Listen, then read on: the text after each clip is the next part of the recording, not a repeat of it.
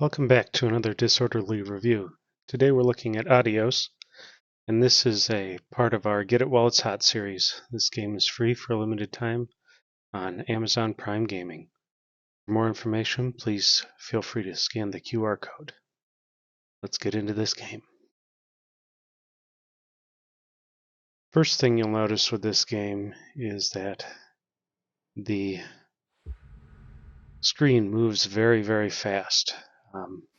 And this, along with the vertical and horizontal reversing, is not adjustable. So this is just basic mouse movements, and this is how quickly the screen moves. For that reason, I give this game a calm rating of 6 because the movement is so fast, but the dialogue and most of the game itself is very relaxing, almost to the point of being boring at times. Control, like I said before, I give a 4 because it's only keyboard and mouse controls, no joystick controls, at least in the PC version that I was playing.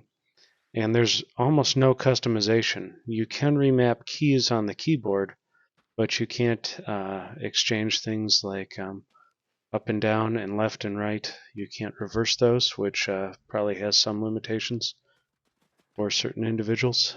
And even though this game is like a Choose Your Own Adventure where you can direct the dialogue, it doesn't actually direct itself to a different ending. So you kind of end up at the same place, even though you have different conversations to get there.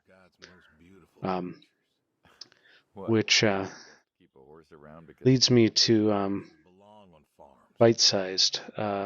This game is done in chapters, as you can see, and it saves at the beginning of each chapter. You can replay chapters, so if you wanted to kind of work through the dialogue that way.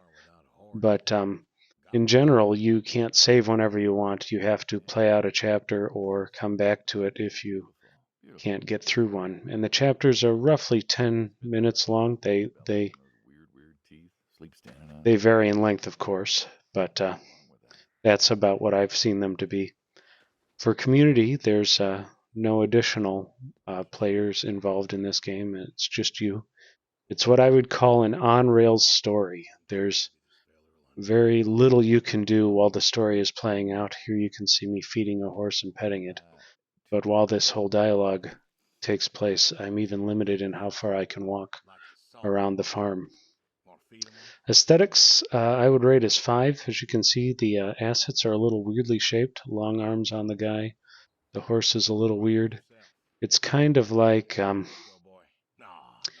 Half-Life or something like that, with just a little weird cel-shaded sizing. There's great great voice acting, but other than that, it's what I would call a fairly remedial game. For value, if it's free, it's worth a play. The story is a complex story.